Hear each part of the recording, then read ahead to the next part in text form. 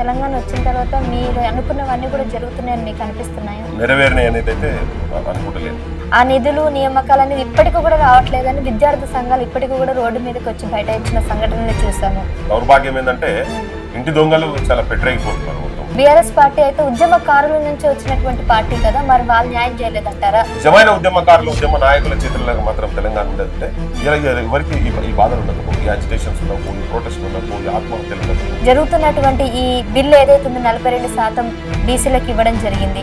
So దానికి మీరు పూర్తిగా సంఘీభావం తెలుపుతున్నారా? వాళ్ళ ఉన్న పార్టీల టికెట్లు ఇస్తుంది వాళ్ళకి అవసరం లేదు, అది ఇయ్యలేదు. కానీ ఇప్పుడు చట్టం చేసేది కదా ఢిల్లీలో పోయి కొట్లాడుతున్నారు. పార్టీ కూడా చేయలేదు. కాంగ్రెస్ పార్టీ వచ్చిన తర్వాతనే కులగణన కంప్లీట్ గా జరిగిందని వాళ్ళు చాలా కాన్ఫిడెంట్ గా చెప్తున్నారు. దుర్మార్గులు, ద్రోహులు బీసీ సమాజాన్ని మోసం చేసిన మొదలు కాంగ్రెస్ అసలు యాక్చువల్ గా. ఇప్పుడు 42% ఏదైతే రాని తర్వాత మీరు మళ్ళీ దానికోసం మీరు పోరాటం చేస్తారు. 42% వనరులు నువ్వు మేనిఫెస్టోలో పెట్టినాయని కనీసం కాంగ్రెస్ అప్పుడు నీ నిజాయితీ ఏందో తెలుస్తుంది. కానీ ఇన్నాళ్ళకి అసలు బీసీకి రాజ్యాధికారం రాకపోవడానికి కారణం ఏమంటారు? ఏ అంబేద్కర్ నువ్వు అధికారంలో వచ్చినందుకు ఓటక్కిచ్చిండో అదే అంబేద్కర్ విగ్రహం దగ్గర కూర్చొని పైసలు తీసుకుంటారు. బీసీల మీద కూడా ఒక అపవాదం ఎట్లా ఉందంటే వీళ్ళల్లో వీళ్ళకి కమ్యూనిటీ యూనిటీ లేదు, ఎవరికి వాళ్ళకి సపరేట్ గా ఒక సంఘాలు ఏర్పడి ఎవరికి వాళ్ళు ఉద్యమాలు చేసుకుంటే అసలు యూనిటీ లేనప్పుడు ఎవరు న్యాయం చేస్తారని అంటున్నారు. కింది కులాలే త్యాగాలము వీళ్ళ పాలైంది, భోగాలు వాళ్ళ పాలైంది. సో హైదరాబాద్ సెంట్రల్ యూనివర్సిటీ భూ వివాదం గురించి ఒకవైపు విద్యార్థులు, మరోవైపు ప్రభుత్వం కూడా పోటాపోటీగా అక్కడ ఒక యుద్ధ వాతావరణం అని చెప్పొచ్చు. అనంతగిరిక హవా ఏక్లాక్క దవా అని చెప్పాలి, అక్కడ ఒక ఆక్సిజన్ అది హబ్. అది బట్టి విక్రమార్క నిన్న ఒక సమావేశం ఏర్పాటు చేసి ఆయన ఏం చెప్తున్నాడంటే ఈ 400 ఎకరాలని ప్రైవేటీకరణ చేయడానికి ఒక కారణం ఉంది. బట్టి విక్రమార్క కూడా నేను చాలా గట్టి అని అనుకున్నా కానీ ఉట్టి విక్రమార్కగా నిలిచిపోయేటట్టు భవిష్యత్తులో నాకు క్లియర్ కట్ అనిపిస్తుంది. వీళ్ళంతా ఎందుకు ఇప్పుడు బయటకు వచ్చి మాట్లాడట్లేదంటే కొంతమంది మాత్రం సపోర్ట్ చేస్తున్నారు హెచ్ఎస్సీకి. ఇది ప్రజాప్రభుత్వం కాదు, పైశాచిక ప్రభుత్వం, పిశాచుల ప్రభుత్వం. Welcome to our channel. నేను సహస్ర. ఈరోజు మనతో పాటు ఉన్నారు తెలంగాణ క్రాంతి దళ్ అధ్యక్షుడు, అలాగే తెలంగాణ ఉద్యమకారుడు సంగంరెడ్డి పృథ్వీరాజు గారితో మాట్లాడదాం. ప్రస్తుతం ఉన్నటువంటి తెలంగాణలో జరుగుతున్నటువంటి పరిణామాల గురించి, ముఖ్యంగా హెచ్ఎస్యు మీద జరుగుతున్నటువంటి ఆ వివాదం గురించి, అంతేకాకుండా స్టూడెంట్స్ ముఖ్యంగా గ్రూప్ 2 విద్యార్థులకి ఇంకా అన్యాయం జరుగుతుంది అంటున్నారు. మరి ఆ విషయాలు కూడా మాట్లాడదాం. నమస్కారం సార్. నమస్తే. జై తెలంగాణ. జై తెలంగాణ సార్. జై తెలంగాణ జై తెలంగాణ అన్నట్టు మీరు క్రాంతి దళ్ ఏదైతే ఉందో దానికి చాలా పాటుపడ్డారు. మరి అనుకున్నట్టనే తెలంగాణ వచ్చారు, కానీ తెలంగాణ వచ్చిన తర్వాత మీరు అనుకున్నవన్నీ కూడా జరుగుతున్నాయని మీకు అనిపిస్తున్నాయా? మేము అనుకున్న తెలంగాణ రాలే, ప్రజలు అనుకున్న తెలంగాణ కూడా రాలేదు. తెలంగాణలో ఉన్నటువంటి మేధావులు కావచ్చు, కళాకారులు కావచ్చు, అమరులు ఏదైతే ఆశయాల గురించి వాళ్ళ భవిష్యత్తును ప్రజలు తెలంగాణ భవిష్యత్తు గురించి అయితే ఆత్మార్పణం చేసిండ్రో వాళ్ళ ఎవరి కూడా నేను నెరవేరినాయి అనేది అయితే అనుకుంటలేను. చాలా దూరం ఉన్నది ఇక్కడ. అంటే ఒకప్పుడు తెలంగాణ రావాలి అన్న టైంలో నిధులు నియామకాలన్న ఉద్యమంతో మెయిన్ దాని ఉద్దేశంతోనే పోరాటం అయితే కొనసాగింది. సో సార్ మిగిలిన విషయాలు పక్కన పెడితే ఆ నిధులు నియామకాలు అనేది ఇప్పటికీ కూడా రావట్లేదని విద్యార్థి సంఘాలు ఇప్పటికీ కూడా రోడ్డు మీదకి వచ్చి బయట ఇచ్చిన సంఘటనలు చూసాము. సో ఎట్లా మరి వాళ్ళకి ఎప్పుడు న్యాయం జరుగుతుందని అనుకుంటున్నారు? నిధులు నీళ్లు నియామకాలతో పాటు ఆత్మగౌరవ పోరాటం, తెలంగాణ అస్తిత్వ పోరాటం. ఎగ్జాక్ట్లీ. ఓకే, అస్తిత్వము అట్లనే ఉంది, ముఖాలు మారినాయి అంతే. కానీ మొత్తం ఆంధ్ర వాళ్ళు చేసే లెక్కనే వీళ్ళు కూడా అట్నే చేస్తున్నారు. ఇంకా వీళ్ళు ఇంకెక్కువ దౌర్భాగ్యం ఏంటంటే ఇంటి దొంగలు చాలా పెట్టరైపోతున్నారు. మొత్తం ఆంధ్ర వాళ్ళకన్నా అట్లా జరుగుతున్నది ఇప్పుడు అనుభవాలు. కానీ సరే, ఇది ఇవేపదంటే ఒక భౌగోళికంగా మేము డివైడ్ అయినట్టే జరిగింది. కానీ ఇక్కడ ఉన్నటువంటి నాయకులు కూడా, ఎందుకంటే ఇక్కడ సమస్య ఎక్కడ వచ్చిందంటే అదే ఆంధ్ర పాలకుల చేతులలో ఉన్నటువంటి వాళ్ళే, వాళ్ళ మోచేత నీళ్లు తాగినటువంటి వాళ్ళు అటువంటి వాళ్ళే, వాళ్ళ చెప్పులు మోసినటువంటి వాళ్ళు, వాళ్ళు బూట్లు దుడిచినటువంటి వాళ్ళు, అటువంటి వాళ్ళు రాజకీయంగా చెప్తున్నా అటువంటి వాళ్ళే తెలంగాణ వచ్చిన తర్వాత కూడా వాళ్ళే ఏలిండ్రు. వేరే పార్టీల నుండి కూడా కరెక్ట్ తెలంగాణ వచ్చిన తర్వాత మొత్తం ఎక్కడ అంతకుముందు స్వాతంత్ర పోరాటంలో ఎప్పుడైతే ఇక్కడ స్వాతంత్రం వచ్చిన తర్వాత భూస్వాములు, దొరలు వాళ్ళందరూ ప్రజలకు వ్యతిరేకంగా ఎవరైతే కొట్లాడారో, గాంధీ టోపీలు పెట్టి ఎట్లయితే మళ్ళా కాంగ్రెస్ పార్టీలో చేసి వాళ్ళే నాయకత్వం ఎట్లా వహించారో అట్లా ఇప్పుడు కూడా ఏమైపోయిందంటే తెలుగుదేశము, కాంగ్రెస్, ఆంధ్ర పాలకుల చేతులలో ఉన్నటువంటి వాళ్ళే వచ్చి అధికారంలోకి వచ్చే వరకు వాళ్ళకి ఆ తెలంగాణ సోయి కావచ్చు, తెలంగాణ మీద ప్రేమ కావచ్చు, అది ఏది లేదు కనుక ఇయ్యాల ఒక దౌర్భాగ్యమైన పరిస్థితి ఏర్పడ్డది. ఒక కొత్త నూతన నాయకత్వం కనుక వచ్చేది ఉంటే, ఉద్యమాలలో తిరిగినటువంటి వాళ్ళు కనుక నాయకత్వంలో ఉండి రాజ్యం వాళ్ళ చేతిలో కనుక ఉండేది ఉంటే, అంటే నిజంగా వాళ్ళు పెయిన్ అనుభవించి తిరిగింది కాబట్టినే ఏ మార్పు కోసం వాళ్ళు పాటుపడ్డారో, కొట్లాడినరో ఆ మార్పు వాళ్ళ చేతులలో కనుక ఉండేది ఉంటే వేరే తిరుగుంటుండే తెలంగాణ. ఇవాళ అందుకనే ఉద్యమకారుల చేతుల్లో తెలంగాణ లేదు, తెలంగాణ ఉద్యమ నాయకుల చేతుల్లో తెలంగాణ లేదు. రాజకీయ అవసరాల గురించి వాడుకున్నటువంటి వాళ్ళు, లేకపోతే రాజకీయ అవసరాల గురించి వేరే పార్టీలకు వచ్చినటువంటి లీడర్షిప్ చేతులలో ఉండే వరకే ఇవాళ ఇంకా కన్నీటి గాథ తెలంగాణలో ఇంకా నడుస్తా ఉన్నది. అంటే ఇప్పుడు ప్రస్తుతం ఉన్నటువంటి అధికార పార్టీ గురించి పక్కన పెడితే గతంలో ఉన్నటువంటి గత హయాంలో ఉన్నటువంటి బిఆర్ఎస్ పార్టీ అయితే ఉద్యమకారుల నుంచి వచ్చినటువంటి పార్టీ కదా, మరి వాళ్ళు న్యాయం చేయలేదంటారా? వాళ్ళు కూడా ఏం న్యాయం చేయలే.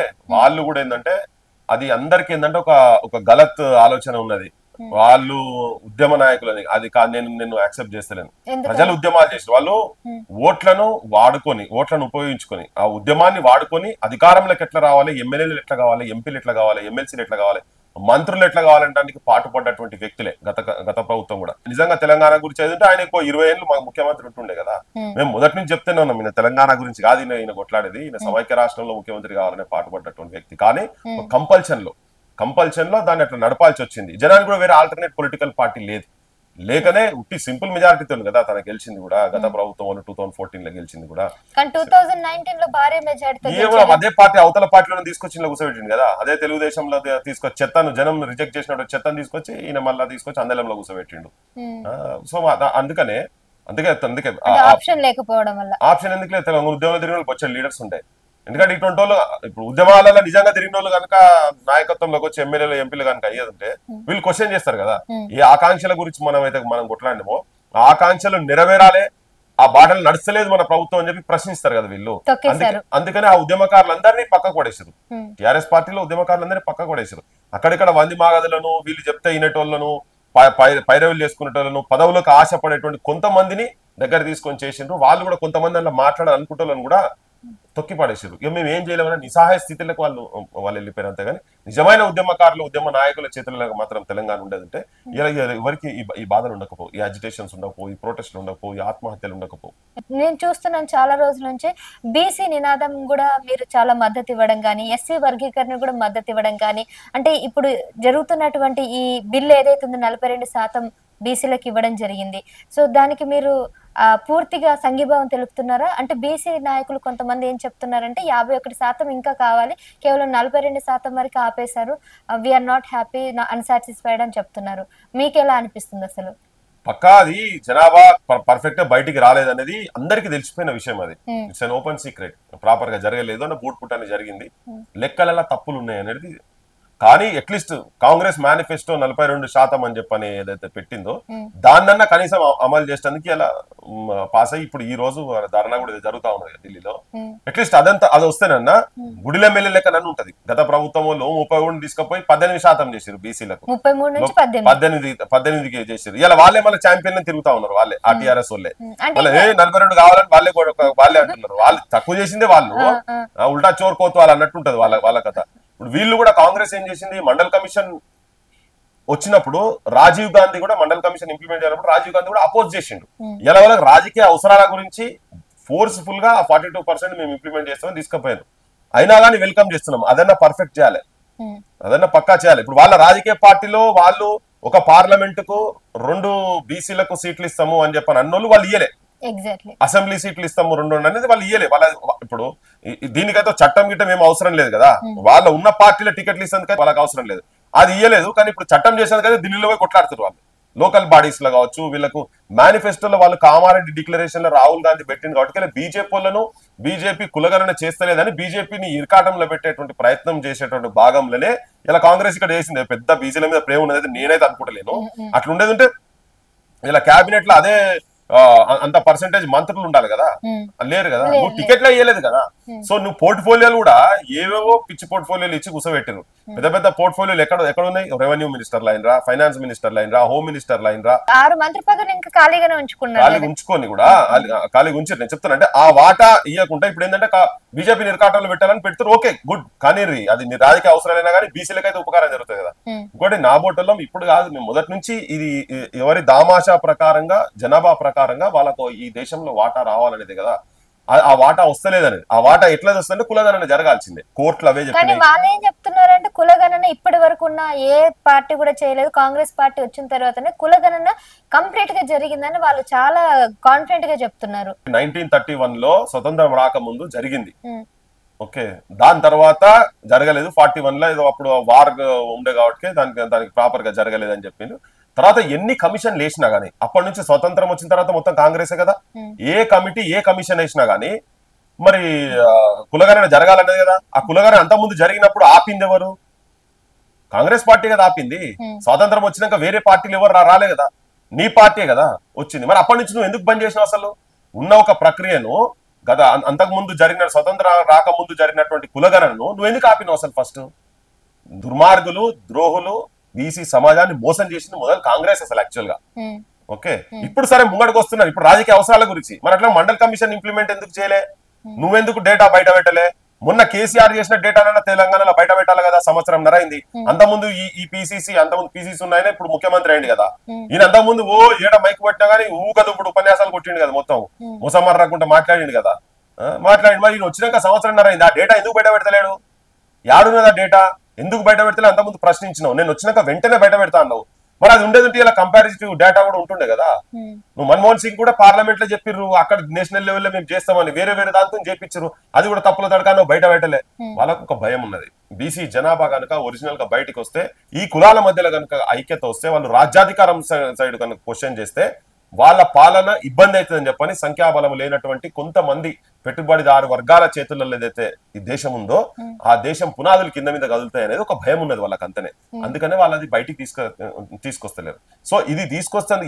ఈ కులగణన జరిగేటందుకు కూడా పెద్ద యుద్ధమే చేయాల్సి వచ్చింది. చాలా మంది యుద్ధమే. లాస్ట్ కు రాహుల్ గాంధీ దగ్గరకు పోయి కూర్చొని ఒత్తిడి చేస్తే కొంతమంది ఇంటెలెక్చువల్స్, అందులో ప్రధాన భూమిక కంచెల గారిది ఉన్నది. నాకు వ్యక్తిగతంగా బాగా ఆ ఇష్యూ మీద మేము తిరిగినాం కాబట్టి, people's committee and caste census అనే పేరు మీద గవర్నమెంట్ మీద మేము విపరీతమైన ఒత్తిడి తీసుకొచ్చినాం. లాస్ట్ కు తన ఇనిషియేటివ్ తోటి అక్కడ పెట్టి ఇక్కడ ఒత్తిడి అందరు ఇంటెలెక్చువల్స్ చేసిన తర్వాత కూడా, ప్రొఫెసర్ మురళీ మనోహర్ కావచ్చు, ప్రొఫెసర్ సింహాద్రి కావచ్చు, ప్రొఫెసర్ పిఎల్ విశ్వేశ్వరరావు కావచ్చు, ప్రొఫెసర్ తిరుమలి గారు కావచ్చు, నేను సమ్మయ్య, ఎట్లా అంటే డిఫరెంట్ బీసీ సంఘాలకు వెళ్ళి ఇంటెలెక్చువల్ టీమ్స్ తో గవర్నమెంట్ కూడా నెగోషియేషన్ చేసింది. డిప్యూటీ స్పీకర్ కావచ్చు, మన గౌడ్ మంత్రి ఆయన కావచ్చు, వీళ్ళందరితో కొన్ని బీహార్ లో ఎట్లా జరిగిందని పిలిపి చేపించారు. కానీ లాస్ట్ మినిట్ వరకు కూడా ఈ ముఖ్యమంత్రి కొంతమంది కలిసి దీన్ని ఆపాలని బాగా ప్రయత్నం చేసిండ్రు, చాలా కుట్రలు పన్నారు. కానీ అప్పుడు ఆ స్టేజ్ లో కంచయ్య గారు కూడా ఇన్వాల్వ్ అయిన తర్వాత, మళ్ళా రాహుల్ గాంధీకి ఇదంతా చెప్పిన తర్వాత అప్పుడు ఈ కులగణనకు యాక్సెప్ట్ చేశారు. అంటే ఒత్తిడితో జరిగింది, వాళ్ళ ప్రేమతో నేను చేయలే. అట్లా అన్నప్పుడు ఇప్పుడు నీకు జస్ట్ 6 నెలల లోపల చేస్తామని వాళ్ళ మేనిఫెస్టోలో పెట్టిండ్రు. అది ఏం జరగకుండానే గ్రామ పంచాయతీ ఎలక్షన్స్ కు పోతామని చెప్పనే కదా ఈ ముఖ్యమంత్రి చాలా సార్లు సందర్భాల ప్రకటన కూడా ఇచ్చిండు ఆయన. అది కానియకుండా చేసుడు కొట్లాడేది. ఒకవేళ ప్రేమతో జరిగేది ఉంటే వేరే తిరుగుంటా. అయినా గానీ ఇప్పుడు ఏదో ఒకటైతే డేటా పెట్టింది చేస్తారు కదా. ఆ 42% అయిన తర్వాత రేపు భవిష్యత్తులో అయినప్పుడు కూడా మళ్ళా కులగణన అనేది ప్రాపర్ గా, రేపు ఇది ఒకటితో ఆగేది ఏం లేదు కదా. డిమాండ్ అవుతుంది, న్యాయం జరగలేదవుతుంది. ఆ న్యాయం జరిగేటువంటి పరిస్థితులు రేపు పొద్దుగా తీసుకొచ్చుకుంటాం. ఇప్పుడు 42% ఏదైతే రాని తర్వాత మీరు మళ్ళీ దానికోసం మీరు పోరాటం చేస్తారు. ఇప్పుడు బీజేపీ ఇంకా ముందు పోయింది అనుకో, నష్టపోయేది ఎవరు చేస్తారో బీజేపీ వాళ్ళు. రేపు నువ్వు ఇంప్లిమెంట్ చేయరాదు, నీ పార్టీలో నువ్వు ఇంప్లిమెంట్ చేయి. రేపు ఏం చేస్తావు, రేపు వచ్చే దాంట్లో అన్నిట్లలో ఇంప్లిమెంట్ చేయి. 42% వనరులు నువ్వు మేనిఫెస్టోలో పెట్టినాయని కనీసం కాంగ్రెస్ అప్పుడు నీ నిజాయితీ ఏందో తెలుస్తుంది. అవును, కానీ ఇన్నాళ్ళుగా అసలు బీసీకి రాజ్యాధికారం రాకపోవడానికి కారణం ఏమంటారు? కేవలం అక్కడ ఉన్నటువంటి పార్టీలు కావాలని ఆపడం జరుగుతుందా? ఈవెన్ కేసీఆర్ కూడా దళితుడిని ముఖ్యమంత్రి చేస్తా అని ప్రకటన ఇచ్చాడు, కానీ ఇప్పటి వరకు బీసీలకు కూడా అవకాశం ఇవ్వలేకపోతున్నాడు. గతంలో కనీసం బీసీలకి మంత్రివర్గంలో చోటనే దక్కింది, కానీ ఇప్పుడున్న టైంలో అసలు బీసీలకి కానీ లేకపోతే ఈ మైనారిటీ వాళ్ళకి ఒక్క చోటు కూడా దొక్కకపోవడానికి కారణం ఏంటంటారు? ఈ జనాలకు, మెజారిటీ జనాలకు చైతన్యం లేకపోవడం. అధికారం అనేది ఏందని, అధికారం ఉంటే ప్రజలకు ఏమేమి చేయగలుగుతాం, వాళ్ళ బతుకులు ఎట్లా బాగుపడింది ఒక అంచనా లేదు వాళ్ళకు. చదువుకు దూరం చేశారు, తరాల నుంచి చదువుకు దూరం చేశారు. ఈ నాగరిక వ్యవస్థలో అద్భుతమైన పాత్ర పోషించినటువంటి బీసీలు అసలు యాక్చువల్గా ఏంటంటే వాళ్ళు ఇంజనీర్లు ఒరిజినల్ గా, అన్ని కుల వృత్తులే కదా, కుల వృత్తులే.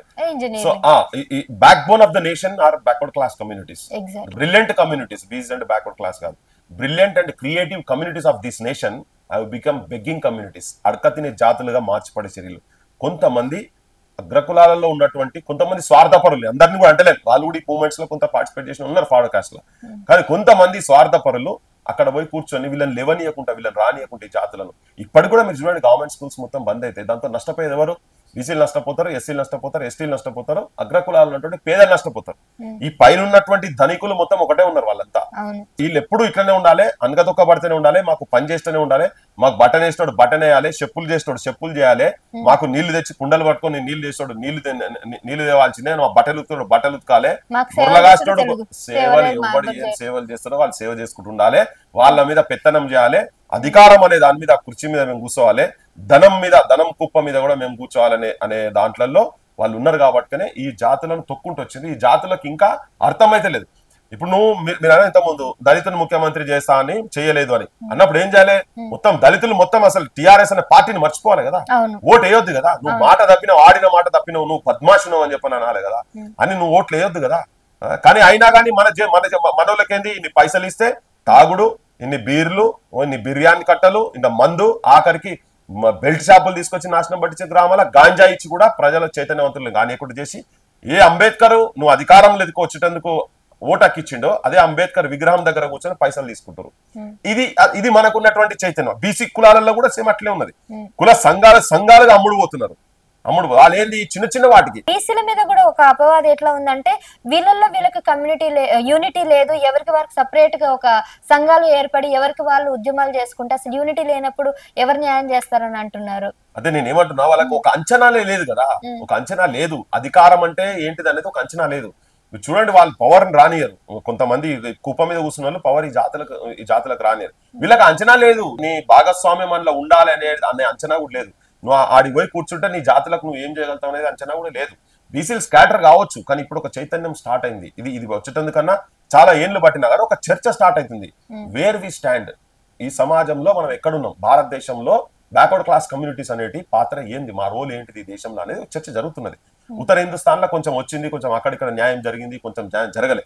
స్పెషల్ గా తెలంగాణలో సాయుధ పోరాటం కాడికి మొదలు పెడితే సాయుధ పోరాటంలో చనిపోయినటువంటి వాళ్ళు, బలిదానాలు చేసినటువంటి వాళ్ళు మొత్తం కూడా పేద కులాలు, కొంతమంది అక్కడక్కడ అగ్రకులాలకు సంబంధించినటువంటి వాళ్ళు కూడా పోరాటాలలో డెఫినెట్ ఉన్నారు. కానీ మెజారిటీ మాత్రం ఉన్నది బ్యాక్వర్డ్ క్లాస్ కావచ్చు, ఎస్సీ ఎస్టీలు జరిగింది. తెలంగాణ పోరాటంలో కూడా సేమ్ అట్లనే.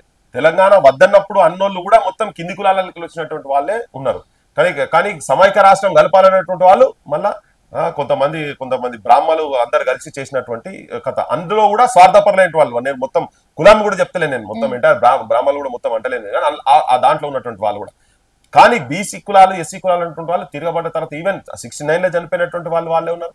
మొన్న చనిపోయినటువంటి వాళ్ళ దాంట్లో కూడా మెజారిటీ కింది కులాలే. త్యాగాలేమో వీళ్ళ పాలైంది, భోగాలు వాళ్ళ పాలైనవి. వాళ్ళు వచ్చి కూడా కనీసం మరి త్యాగాలు చేసినటువంటి వాళ్ళని గుర్తిస్తామనంటే, వాళ్ళు అనుకున్న ఆశయాలు ఇంప్లిమెంట్ చేస్తున్నారు, కనీసం గుర్తించేటువంటి స్థాయిలో కూడా వాళ్ళ త్యాగాలను పెడతలేరు అట్లా. సో అట్లా ఇదే దౌర్భాగ్యం ఇక్కడ. అందుకని ఈ ప్రజలకు చైతన్యులు కావాలి, బీసీ వర్గాలు కావచ్చు, ఈవెన్ నాట్ ఓన్లీ బీసీ, అందరూ కూడా చైతన్యం కావాలి. లేకపోతే దేశం కావచ్చు, తెలంగాణ కావచ్చు, సర్వనాశనం అవుతుంది, వల్లకాడవుతుంది. అమ్ముకొని కొందరు చేతులలోనే ధనం కాన్సన్ట్రేట్ అవుతున్నది, కొందరు చేతుల్లోనే అధికారం ఉంటున్నది. ఇవాళ పార్టీలలో కులాలు కాదు, జిల్లా వారీగా కుటుంబాలే నాయకత్వం తీసుకొచ్చే స్టేజ్ దాకా ఉన్నది.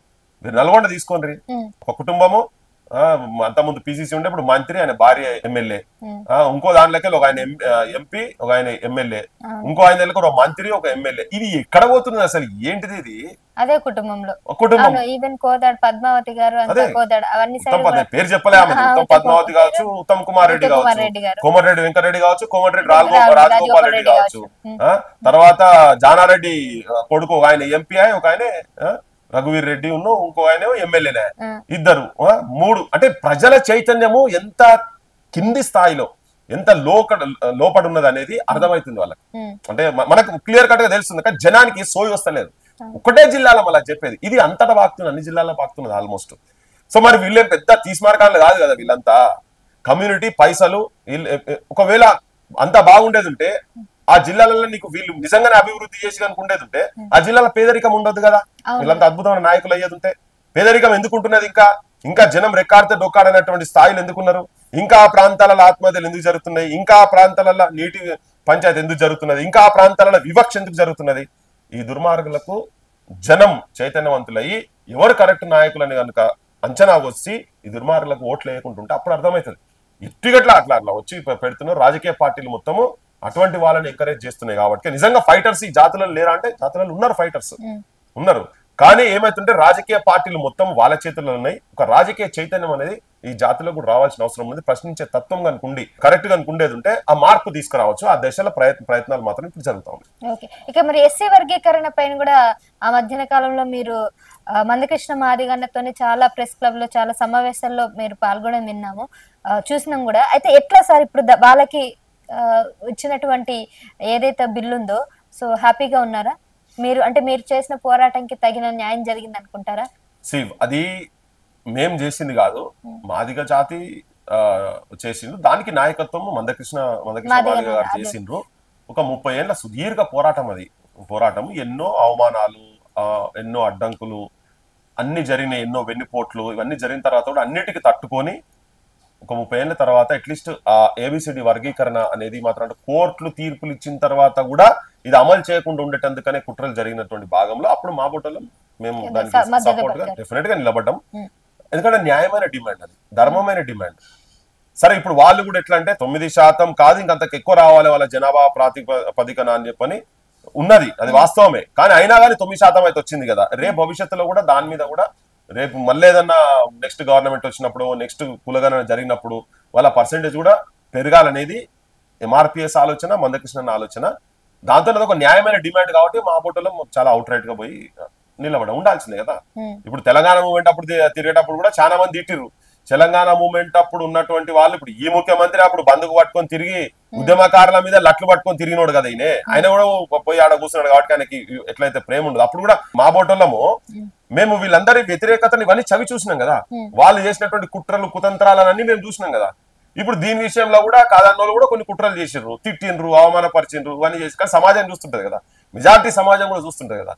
చూసినప్పుడు అది న్యాయం గెలుస్తుంది. అల్టిమేట్ గా టైం పడుతుండొచ్చు గెలుస్తున్నావు, వాస్తవం కూడా దాన్ని సపోర్ట్ చేసింది. ఓకే, సో ఇప్పుడు ప్రెసెంట్ విషయానికి వస్తే HCU so Hyderabad central university భూ వివాదం గురించి ఒకవైపు విద్యార్థులు, మరోవైపు ప్రభుత్వం కూడా పోటాపోటీగా అక్కడ ఒక యుద్ధ వాతావరణం అని చెప్పొచ్చు. గత 2 రోజుల క్రితం ఉగాది పండుగ రోజు అయితే దారుణంగా స్టూడెంట్స్ అందరినీ కూడా జుట్టు పట్టుకొని ఈడ్చుకొని మరి ఆడవాళ్ళని వ్యాన్ లో ఎక్కించడం అంతా కూడా విద్యార్థి సంఘాలు చాలా మంది కూడా మద్దతుదారులు అందరూ రావడం జరుగుతుంది. కానీ ప్రభుత్వం మాత్రం దీని గురించి ఇంకా మా భూముల మీద అసలు మీరంతా ఎవరు, మా భూములు అన్నట్టు కూడా వాళ్ళు మాట్లాడుతున్నారు. మీరు చెప్పండి సార్, మీ అభిప్రాయం అసలు ఈ ఇష్యూ మీద ఎలా ఉంది? మా భూములు అంటే వాళ్ళ అయ్య కొనిచ్చిన, చిన్నయ్యలు కొనిచ్చిన, ముఖ్యమంత్రి మంత్రులకి వీళ్ళంతా వాళ్ళ తాతల జాగీర్ అది కాదు కదా. కొట్లాడేటోళ్ళు ఎవరు? ప్రభుత్వం అంటే ఎవరు? మనమే, ప్రజలే కదా. కొట్లాడేటోళ్ళు ఎవరాడా? నీ కోట్లేసే జనమే కదా కొట్లాడుతున్నది. ఇలా మొత్తం అందరు మేధావులు, ప్రజా సంఘాలు అందరు పోయి నీ దగ్గరకు వచ్చినాక అందరూ ఒకటే వాయిస్ చెప్పారు అక్కడ మీరు కన్స్ట్రక్షన్ చేయొద్దని. 2300 ఎకరాలు తెలంగాణ అజిటేషన్ తర్వాత ఇక్కడ ఎడ్యుకేషన్ లో కూడా పైకి తీసుకురావాలన్న ఆలోచనతో 69 మూవ్మెంట్ తర్వాత చావుల తర్వాత వచ్చినటువంటి అదొక తెలంగాణకు హక్కు. అది 2300 ఎకరాల పైన దానికి అలాట్మెంట్ జరిగింది కూడా. మరి ఇక్కడ 2300 గదాలు ఇక్కడ ఇంచు భూమి కూడా HCUది లేదు అంటారు కదా. చూపించండి మరి 2300 గదాలు ఇప్పుడు చూపించండి. అక్కడ చుట్టుపక్కల ఈ ముఖ్యమంత్రి వచ్చి సర్వే చేయాలి. అందులో చదివినటువంటి వాళ్ళు ఉన్నారు కదా, ఇంకా వాళ్ళ క్యాబినెట్ లా వాళ్ళు వచ్చి అక్కడ ఆ భూమి ఎక్కడ ఉన్నదో చూపించాలి. మేమేం తీసుకుంటలేమన్నారు కదా, మరి ఎక్కడ పోయింది 2300 గదాలు? ఇప్పుడు నువ్వేదో నువ్వు వేరే దగ్గర పోయింది, నేను కోట్లతో కొట్లాడుకొచ్చిన ఇంచు భూమి మేము దాంట్లో పెడతలేమని. అరే అరుపులు, ఆ పక్షుల అరుపులు వింటుంటే, ఆ నెమళ్ళ అరుపులు వింటుంటే ఏడవనోళ్ళు లేరు. ఆడోళ్ళ కళ్ళకెళ్ళి ఇంత దుర్మార్గమా, ఇంత ఘోరమా, ఇటువంటి మనం తీసుకొచ్చి పెట్టింది ముఖ్యమంత్రిగా అని ఇబ్బంది పడుతున్నారు. ఆ ముఖ్యమంత్రికి అర్థమైతే లేదు, పిచ్చిలేసింది వాళ్ళకు, తలకాయ పని చేస్తలేదు ఈ ముఖ్యమంత్రి. అంటే మీరు అన్నట్టు అక్కడ నెమ్మలు లేవు, జింకలు లేవు, పులులు లేవు, ఏవి లేవు, గుంట నక్కలు ఉన్నాయి. గుంట నక్కలు చేరి ఇదంతా చేస్తున్నారు అంటే అసెంబ్లీ సాక్షిగా ఆయన మాట్లాడడం కూడా వివాదాస్పదంగా ఉంది. ఈ గుంట నక్కలని ఎవరిని ఉద్దేశించి అన్నారు? బీఆర్ఎస్ బీజేపీ వాళ్ళని ఉద్దేశించా, లేకపోతే ఇది బీఆర్ఎస్ బీజేపీ పంచాయతీ కాదు ఇది. వీళ్ళందరూ ఆ సందర్భం ఉన్నప్పుడు మాట్లాడతారు. వీళ్ళు కూడా అట్లంటే దామగుండం జరుగుతున్నప్పుడు అదే బీఆర్ఎస్ వాళ్ళు అంత ముందు పర్మిషన్ ఇచ్చారు కదా. దామగుండం అడవులు కూడా పోయినా మేము మొత్తుకుంటున్నాం. నదులు పుట్టినటువంటి ప్రాంతాన్ని కూడా ఈసా నది ఇవన్నీ ప్లేస్ అంతా కూడా మొత్తం అడవి మొత్తం పోయింది కదా దామగుండం. ఆడ పోయి మొత్తం అజిటేషన్ కూడా చేసినాం కదా.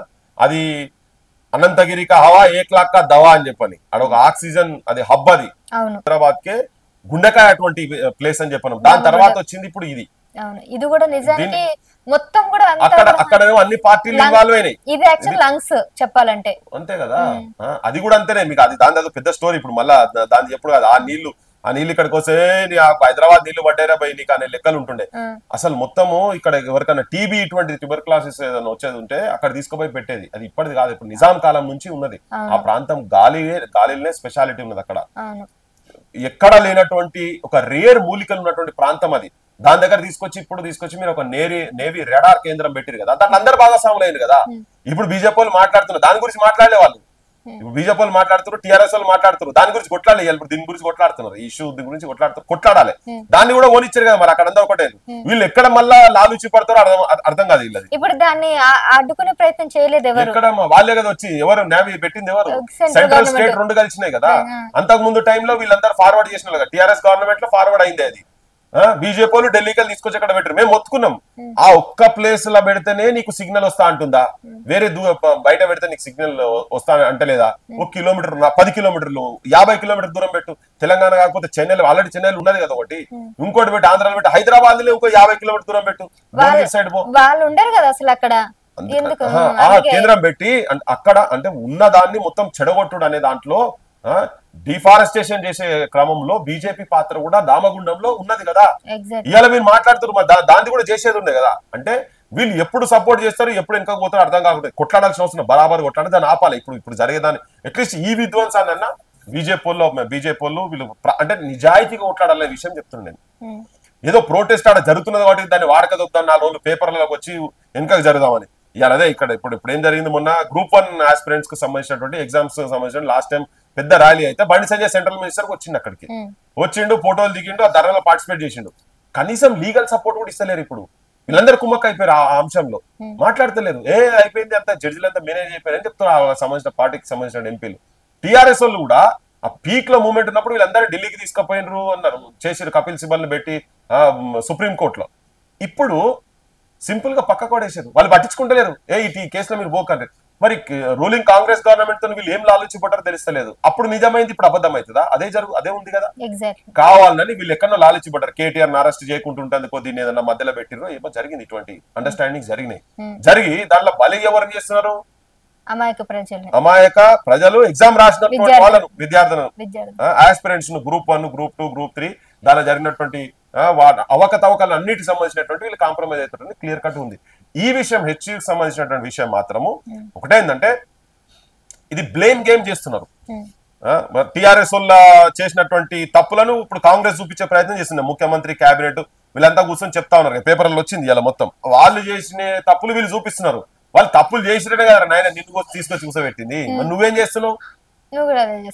తెలంగాణ ఆస్తులను రేప్ చేసి పడేస్తున్నాడు, తెలంగాణను విధ్వంసం చేస్తున్నాడు, ఇవన్నీ మాటలు మాట్లాడినావు. నువ్వేం చేస్తున్నావు? మరి నువ్వు కూడా గదే పని చేస్తున్నావు కదా. ఈ బట్టి విక్రమార్క నిన్న ఒక సమావేశం ఏర్పాటు చేసి ఆయన ఏం చెప్తున్నాడంటే ఈ 400 ఎకరాలని ప్రైవేటీకరణ చేయడానికి ఒక కారణం ఉంది.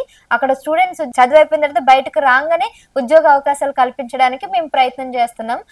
ఒకవేళ మేము కనుక తీసుకోకపోతే వేరే ప్రభుత్వాలు వీటిని ప్రైవేట్ సంస్థలకు అమ్మేయడం జరుగుతుంది. వాళ్ళ సొంత లాభాలకి పాకెట్లో వేసుకోవడం తప్ప ఏముండదు.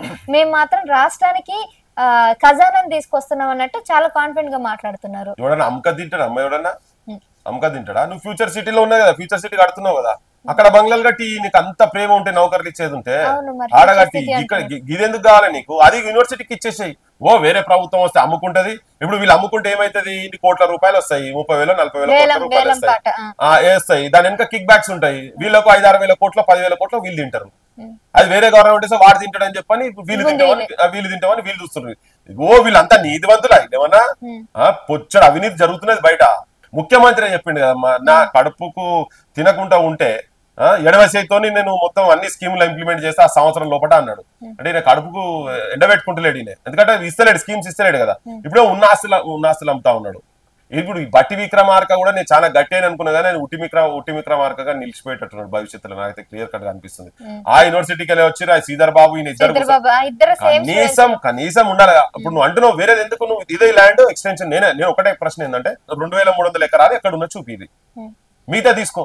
ఓకే, రిజిస్ట్రేషన్ చేసుకోలేదు కావచ్చు. నువ్వు ఏంటంటే ఒక లాజికల్ పాయింట్ తీసుకొచ్చి ముంగడ పెట్టి ఇది కానే కాదు, ఇది వేరే టోళ్ళకి సంబంధించింది, రిజిస్ట్రేషన్ చేసుకోలే, కాంపౌండ్ అయితే పెట్టుకున్నాడు కదా. నీకు అక్కడ చేయాల్సిన అవసరం నౌకర్ల గురించి అంటే అబ్బా ఎంత ప్రేమ ఉన్నది వీళ్ళకు. రోడ్ల మీద విద్యార్థులు మొత్తము మాకు పోస్టులు పెంచండి అని చెప్పి జరిగే నియామకాలన్నా ప్రాపర్ గా చేయమని చెప్పి రోడ్ల మీదకి వచ్చి కొట్లాడుతుంటే నిర్దాక్షిణ్యంగా వాళ్ళని జైలు వేస్తున్నారు, పిల్లలు ఆత్మహత్యలు చేసుకుంటారు, షిగలు పట్టుకుంటారు. ఏదైతే కాంగ్రెస్ వాళ్ళు చేసారో వీళ్ళు అదే చేస్తారు, కాళ్ళు పట్టుకొని గుర్ర గుంజుకోబోతున్నారు, ఆడోళ్ళని చూడకుండా మెడలు పట్టుకుంటున్నారు, బట్టలు చింపుతున్నారు పిల్లలై చేసి, ఇవన్నీ దమనకాండ మీరు కూడా చేస్తున్నారు కదా. వీళ్ళకు ఇక్కడ లేని ప్రేమలు వీళ్ళకు చేసుకోపో, ఆడ ఫ్యూచర్ సిటీలో పెట్టుకో, ఆడ 400 కాకపోతే ఇంకో 400 ఎకరాలలో ఇంకేంది బంగాళాలు కడతావు కట్టుకో, అక్కడ చేసుకుని అక్కడ చేయి, ఇక్కడ ఎందుకు వస్తున్నావు అంటే వీళ్ళకు దీంట్లో కిక్ బ్యాక్స్ కూడా ఉంటాయి పక్కా 100% వీళ్ళ కిక్ బ్యాక్స్ ఉంటాయి. ఇదేదో దుష్ప్రచారం చేస్తుంది కాదు నేను మాట్లాడేది. పాలిటీషియన్స్ అట్లనే జరుగుతున్నాయి. పాలిటిక్స్ అంటేనే వాళ్ళు అట్లా వేల కోట్ల రూపాయలు ఉన్నాయి వీళ్ళ దగ్గర, జనం పైసలు మొత్తం అధికారులు ఐఏఎస్ ఐపీఎస్ ఆఫీసర్లు తర్వాత పాలిటీషియన్సే మొత్తం వీళ్ళ దగ్గర, కొంతమంది బిజినెస్ పీపుల్ దగ్గర దేశ సంపద మొత్తం సర్వనాశనం ఇటువంటి వాళ్ళతోనే అవుతున్నది. ఇది వాళ్ళు చేసేటువంటి పని దుర్మార్గమైన పని. విద్యార్థులు అక్కడ అయితే వాళ్ళ అస్తిత్వం వాళ్ళు రేపు పొద్దున 2 ఏళ్ళు అయితే వెళ్ళిపోతారు, వాళ్ళకి అవసరం లేదు, భవిష్యత్తు కోసం ఆలోచిస్తున్నారు, భావి తరాల గురించి, హైదరాబాద్ గురించి. హైదరాబాద్ ప్రజలు కూడా దీని మీద తిరగబడాలి. యాక్చువల్ గా ఇదంతా హైదరాబాద్ ప్రజల గురించి సంబంధించింది. అరౌండ్ 4 degrees టెంపరేచర్ ఆ చుట్టుపక్కల ప్రాంతాల మీద ఎఫెక్ట్ జరుగుతుంది. ఆ ప్లేస్ నిన్న వెళ్ళిన ఆ ప్లేస్ దాదాపు 3 kilometers వరకు చాలా కూల్ గా ఉంది. అసలు బయట ఎండ కూడా తగలట్లేదు. ఎంతసేపు ఉండాలంటే అంతసేపు ఉండాలనిపించింది ఈ సమ్మర్ లో. హైదరాబాద్ అస్తిత్వాన్ని ఖతం చేసేటువంటి ప్రయత్నం వీళ్ళు చేస్తారు. గతం ఉన్నోళ్ళు కూడా దాదాపు 60 పైన చెర్లను కబ్జా చేసిరంటారు కదా. ఇదే ఉప ముఖ్యమంత్రి అన్నాడు. ఇప్పుడు వీళ్ళు అదే పని చేస్తున్నారు. హైదరాబాద్ అంటేనే అన్ని బాగులు, gardens, it's famous, it's land of gardens, it's land of trees, it's land of rocks, it's land of lakes. This is speciality of Hyderabad. These fellows are killing Hyderabad. Vertical గా నాశనం చేసి పడేస్తారు హైదరాబాద్, సర్వనాశనం చేస్తారు. హైదరాబాద్ మీద ప్రేమ ఉన్నోళ్ళు కాదు వీళ్ళు, ప్రజల మీద ప్రేమ ఉన్నోళ్ళు కాదు వీళ్ళు. కేవలం వాళ్ళ పదవులు పైసలు తప్ప ఈ ప్రభుత్వమైనా గత ప్రభుత్వమైనా దొందే, ఏం మార్పు లేదు వాళ్ళ మధ్యలో ఏం లేదు. వీళ్ళు ఇంకా కిరాతకంగా చేస్తున్నారు. కరెక్ట్ చెప్పాలంటే ఇంకా కిరాతకంగా చేస్తున్నారు వాళ్ళు. అసలు ఇనుప కంచెలు తీసేసినాం, అది ప్రజా ప్రభుత్వం అంటారు కదా. ఇనుప కంచెలు లేవా? ఇప్పుడు నిన్న పోయినాం, నేను రానియలేదు, గొడవ జరిగింది. నేను పోతా అంటే వద్దన్నా, మొత్తం అరెస్ట్ చేస్తున్నారు. ఇప్పుడు నువ్వు వచ్చి చేసేది ఏం లేదు, ఇటు అరెస్ట్ రానివ్వట్లేదు. కంచెలు వీళ్ళ మెదడులలో కంచెలు పెట్టుకున్నారు, వీళ్ళ గుండెలలో కంచెలు తీసేయాలి. ఫస్ట్ రోడ్ల మీద కంచెలు తీసేసారు కాదు, వీళ్ళ తలకాయలలో ఫిక్స్ చేసి పెట్టుకున్నారు. ఇనుప మెషులు పెట్టుకున్నారు వీళ్ళు మొత్తం. ఈ ముఖ్యమంత్రి, ఈ ఉప ముఖ్యమంత్రి వచ్చి వీళ్ళ క్యాబినెట్ మొత్తం.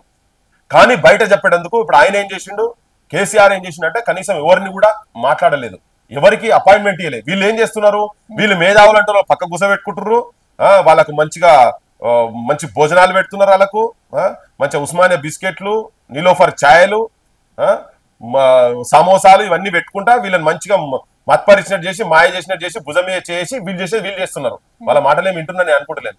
కానీ వాళ్ళు కూడా ఇంకా బయట మాట్లాడతలేరు. వాళ్ళు మానసికంగా బానిసలేను వీళ్ళకు. ఈ మేధావులు అంటోళ్ళు పోయిన వాళ్ళంతా తిరగబడి బయటకు వచ్చి రావాలి కదా. చల్ నీ అమ్మ ఎట్లా రాబాయి నువ్వు నాడు, చల్ నీ అమ్మ భార్య మా అరగోపాల్ సార్ బయటకు వచ్చి అదే నా హైదరాబాద్ సెంట్రల్ యూనివర్సిటీ నా భూమి ఎక్కడో చూపి, ఇది కాదంటున్నావు కదా, వేరే 2300 ఎకరాలు ఎక్కడున్నదో చూపి, నేను ఇయాటి నుంచి నేను నిరాహార దీక్ష చేస్తున్నా, కూర్చుంటున్నా, నేను చల్ చూపిస్తా అని చెప్పని ఆడ కూర్చోవాలి, అరగోపాల్ కూర్చోవాలి. ఆ యూనివర్సిటీలో మాజీ ప్రొఫెసర్లు అందరూ కూడా వచ్చి అక్కడ కూర్చోవాలి, క్వశ్చన్ చేయాలి గవర్నమెంట్ లో. వస్తలేరు, దయం చేస్తలేరు. ఇల్లు గడవై ముఖ్యమంత్రి అడిగితే కాదు కదా, అడక తినాలన్నా, ఇది నీ హక్కు. ఎట్లెట్లా అమ్ముతారా నువ్వు? 50 బుల్డోజర్లు వచ్చి నువ్వు బుల్డోజర్లతో నువ్వు ఏడుకాడికి కొట్టి వాడేస్తున్నావు కదా. ఎట్లా రా ఎవడొస్తాడు రా అని చెప్పి కూసా పోతే జైలు పెడితే జైలు కూడా నిరాహార దీక్ష చేయి, వీఆర్ విత్ యూ. నువ్వు అక్కడ ఉన్నావు కాబట్టికే, నువ్వు అక్కడోని కాబట్టికే. ఎట్లా అవ్వదో చూద్దాం. విద్యార్థులు మొత్తుకుంటారు వాళ్ళ ఆహాకారాలు. వీళ్ళంతా ఎందుకు ఇప్పుడు బయటకు వచ్చి మాట్లాడట్లేదు అంటే, కొంతమంది మాత్రం సపోర్ట్ చేస్తున్నారు హెచ్సికి, మరి కొంత మాత్రం అసలు చాలా బయట మాట్లాడు కాదు సహస్ర, బయట మాట్లాడు కాదు, కొట్లాటల మైదానాలు ఉండాలి, కింద విద్యార్థులతో మైదానాలు ఉండాలి. ఓకే, మేము పోతున్నాం, ఫీల్డ్ మీద పోతున్నాం, తిరుగుతున్నాం, ఆ నిరుద్యోగ ఆస్పిరెంట్స్ కానీ వాళ్ళ గురించి కానీ చేస్తున్నాం. నువ్వు మేము కూడా వస్తాం, మేము కూడా ఉంటాం. కానీ నువ్వు ఆడికెళ్ళి వచ్చినావు కదా, ఇప్పుడు నిన్ను పిలుచుకొని మాట్లాడుతున్నావు కదా ముఖ్యమంత్రి, నీ మాట వింటలేరు కదా, ఇటువంటి మాట వింటలేరు. చాలా మంది పోయినారు కదా, వాళ్ళ మాటలు ఏమి వింటలేరు. ఇప్పుడు చాలా దమనకాండ అయింది. ఇంకా ఈ ప్రభుత్వం దగ్గర వీళ్ళు ఏంటంటే దానికి అలవాటు పడ్డారు బాగా. ముఖ్యమంత్రికి వెళ్ళి టెలిఫోన్ కాల్ కాగానే అట్లీస్ట్ మాతో మాట్లాడుతుంది కదా అని మాట్లాడితే ఏం చేస్తున్నాడు, పోయి ఆడ గంట కొట్టొచ్చుడు జరగదు తప్ప ఏం లేదు, మీరు చేసేది ఏం లేదు. ఈ మేధావులంతా అది చేయాలి కదా. నువ్వు you have to jump into action. నువ్వు అన్నావు ఇనుప కంచెలు ఇవన్నీ అన్నావు, నువ్వు మీరందరూ అన్నా, మనందరం సపోర్ట్ చేసిన గవర్నమెంట్ వచ్చింది, ఎందుకు ఇనుప కంచెలు పెట్టినావు, ఎందుకు మీడియాను పోనిస్తలేవు? చర్చ జరగని. నా గవర్నమెంట్ ల్యాండ్ అని అంటున్నావు. గవర్నమెంట్ ల్యాండ్ యూనివర్సిటీకి సంబంధించినటువంటి 2300 ఎకరాలు ఇందిరాగాంధీ టైంలో వచ్చినప్పటి భూమి ఏది? సూపి బట్టి విక్రమార్కరా, శ్రీధర్ బాబురా, ఇంకెవరు వస్తారా రాండ్రి. ఒకప్పుడు అల్యూమిని స్టూడెంట్స్ అదే కాలేజ్ లో చదువుకున్న వాళ్ళకి కాస్త ఎంతైనా ప్రేమ లేదనేసి అక్కడ విద్యార్థులు వీళ్ళ గురించి కూడా పాపం అసలు మాకు సపోర్ట్ గా రావట్లేదని కూడా బాధపడుతున్నారు. అది అసలు దారుణం కదా. అది అన్యాయం. అంటే ఏ విశ్వవిద్యాలయాలకు వచ్చినా గానీ వాళ్ళకి ఆలోచన, మంచి ఆలోచన ఉండాలి కదా. ఆ ఆలోచన ఎక్కడ వాళ్ళకు అధికారంలోకి వచ్చిన తర్వాత, పైసలు సంపాదించే కాడికి వచ్చిన తర్వాత వీళ్ళు కూడా మార్పు వస్తుంది. అందుకే అనుకున్నా మా బట్టన నిజంగానే గట్టోడే అనుకున్నా. అందుకే చెప్పిన కదా, ఉట్టోడే అయిపోతున్నాడు. ఉట్టి లొట్టి మిగిలిస్తట్టున్నాడు మొత్తం. నాకు హోప్ ఉండే వాస్తవం కూడా, అట్లీస్ట్ ఈయన ఇంటర్ఫియర్ అయిన తర్వాత కూడా రేవంత్ అంటే అక్కడ చదువుకోలేదు, రేవంత్ ఉస్మానియా చదువుకున్నాడు కాదు కాబట్టి అట్లీస్ట్ ఈయన చదువుకున్నాడు, ఆ బ్యాక్గ్రౌండ్కి వెళ్ళి వచ్చిండు కాబట్టి. ఇలా అంటారు మేము యూనివర్సిటీ ల్యాండ్ అన్ని మేము దేని దానికి చేస్తాము. చెయ్యి 2300 ఎకరాలు చెయ్యి, ఎక్కడ చెయ్యి, మొత్తం చుట్టుపక్కల అంతా చెయ్యి. దాన్ని ఆపు ఫస్ట్, అది ఐడెంటిఫై చేసినాక దీని దగ్గర పో. ఒకవేళ నువ్వు అదంతా మొత్తం చుట్టుపక్కల నీకు ల్యాండ్ ఉందా? లేదు కదా. ఇచ్చినప్పుడు ఫస్ట్ ఆర్డర్లు ఏమున్నది, 70s లో ఇచ్చినప్పుడు ఆర్డర్లు ఏమున్నది, 2300 ఎకర్స్. అది ఓన్లీ విద్యకు సంబంధించినటువంటి వాటి అయితే కొంచెం అటు ఇటు ఇవ్వచ్చు అని కూడా ఉన్నది దాంట్లో ఉన్నది కదా. ఇది కాదు కదా, నువ్వు డైరెక్ట్ తీసుకొచ్చి నువ్వు కమర్షియల్ కాంప్లెక్స్లు పెట్టి నువ్వు ఇప్పుడు ముఖ్యమంత్రికి అందులో ఎన్ని ఎకరాలు పోతుందో తెలియదు, ఉప ముఖ్యమంత్రికి ఎన్ని ఎకరాలు పోతుందో తెలియదు, రెవెన్యూ మంత్రికి పొంగులేటి ఎంత పోతుందో తెలియదు. రియల్ ఎస్టేట్ వాళ్ళు ప్రభుత్వాలకు వస్తే ఎట్లుంటది అనేది ప్రజలు గమనించాలి. రేవంత్ రెడ్డి ఒక రియల్ ఎస్టేట్ చేసినటువంటి వ్యక్తి ఆయన. అందుకే వాళ్ళకి ఎంతసేపు ఆ రియల్ ఎస్టేట్ అనేది నెత్తిలో ఉంటది. కాంట్రాక్టర్స్ లకు వీళ్ళంటికి దేంట్లో ఎంత ప్లాట్లు కొట్టాలి, అమ్మాలి, లేకపోతే పెద్ద పెద్ద పెట్టాలి, దాంట్లో ఎంత షేర్లు పెట్టుకోవాలి, ఇవన్నీ గివి ఆలోచనలే. నిజంగా ఉండి నిజంగా వాళ్ళు అంటున్నట్టు ఉద్యోగాలు అంటే ఇంకెక్కడన్నా నీయొచ్చు, ఆ భూమి కాదు కదా. రైట్ అండి సార్. ఫైనల్ ఇంకొక క్వశ్చన్ సార్. రీసెంట్ గా గ్రూప్ 2 ఎగ్జామ్ కి సంబంధించి ఒక ఆవిడ చనిపోవడం జరిగింది, ఒక విద్యార్థిని. సో ఆ మధ్య కాలంలో అశోక్ నగర్ రోడ్డు మీద కూడా బైఠాయించి పోరాటం చేసిన ఆవిడ చనిపోయిన ఇష్యూ ఇప్పటి వరకు కూడా బయట ఏ మీడియాలో కూడా అక్కడ కూడా రావట్లేదు. చాలా సైలెంట్ గా గోప్యంగా నడుస్తుంది. అసలు దీని గురించి ఎవరు కూడా మాట్లాడట్లేదు. ఇంత అన్యాయం జరుగుతున్నా గానీ ఎందుకు ఎక్కడ ఏ విద్యార్థి సంఘాలు కానీ లేదా మీడియా కానీ లేదా ప్రభుత్వాలు కానీ స్పందించట్లేదు అంటారు? అంటే దీన్ని కూడా కప్పిపుచ్చే ప్రయత్నం చేస్తున్నారంటారా? కప్పిపుచ్చే ప్రయత్నం, అసలు ఉద్యమాన్ని కప్పిపుచ్చే ప్రయత్నం చేశారు కదా అన్ని రాజకీయ పార్టీలు కలిసి. అట్లీస్ట్ చెప్పిన తర్వాతనైనా తిరగబడాలి కదా. ఇప్పుడు దీనికి ఏంటంటే ఒక హెచ్సియు ఇన్సిడెంట్ ఒకటి వచ్చి కూడా కొద్దిగా అది కొంచెం చర్చల తక్కువైతున్నా కానీ రియల్ గా జరుగుతున్నాయి. తెలియకుండా ఆత్మహత్యలు జరుగుతూ ఉన్నాయి. అందుకని ఏంటంటే ఇంకా కూడా ఆత్మహత్యలు జరగకుండా ఉండేటందుకు అని చెప్పనే నేను ఆ ఇష్యూని బయటికి తీసుకొచ్చినాను. ఆ రోజు ఉన్నా, నేను చెల్లె ఉన్న రోజు నేను అశోక్ నగర్ లో ఉన్నా, తెల్లందాకున్నా, పొద్దుందాకున్నా. చూసిన ఆ ఫోటోలు కూడా నా చెల్లెకెళ్ళి పోయినాయి. తర్వాత ఆ చెల్లె వీడియో వేరే మిత్రులు తీసారు, వేరే ఛానల్ వాళ్ళు తీసారు. కానీ అది పెట్టిన తర్వాత అది పెట్టి అప్లోడ్ చేసి అంటే ఎంత మానసిక క్షోభ అనుభవిస్తున్నారు అనేది చెప్పడానికి. వీళ్లకు ఈ రాజకీయ పార్టీలకు, ప్రస్తుతం ఉన్న రాజకీయ పార్టీలకు ప్రజలు ఎటుపోతున్నారు, ఎవరు ఆత్మహత్యలు చేసుకుంటున్నారు, ఎవరి జీవితాల మీద మన్ను పడుతున్నది, ఎవరు కాటికి పోతున్నారు అనేది వీళ్ళకి ఎవరికి పట్టింపు లేదు.